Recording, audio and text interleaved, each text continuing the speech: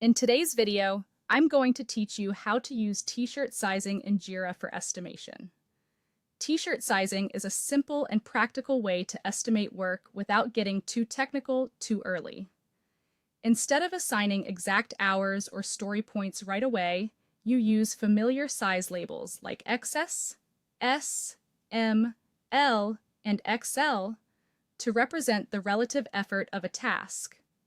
In general, XS means a very small task, S means small, M means medium, L means large, and XL means very large.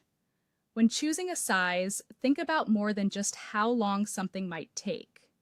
Also consider complexity, how much work is involved, and any uncertainty that could make the task harder than it first appears. To get started in Jira, open your project and go to the backlog. This is where you'll review the user stories or tasks that still need to be estimated. Before assigning any size, make sure each issue has enough detail for your team to understand the work. A clear description makes estimation much more reliable and helps avoid confusion later during planning. Next, you'll need to add a t-shirt size field in Jira if your project doesn't already have one. Go to Project Settings, then look for issue types or custom fields, depending on how your Jira instance is configured.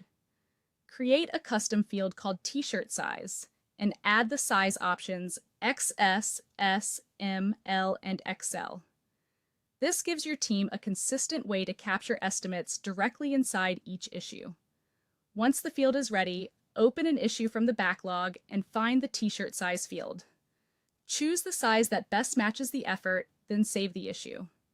For example, something simple like updating a button color could be XS.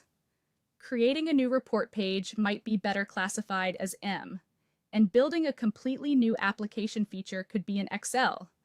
The goal here is consistency, not perfection, so try to size items relative to one another. T-shirt sizing becomes especially useful during planning meetings. As a team, review backlog items together, talk through the effort and complexity, and agree on the most appropriate size.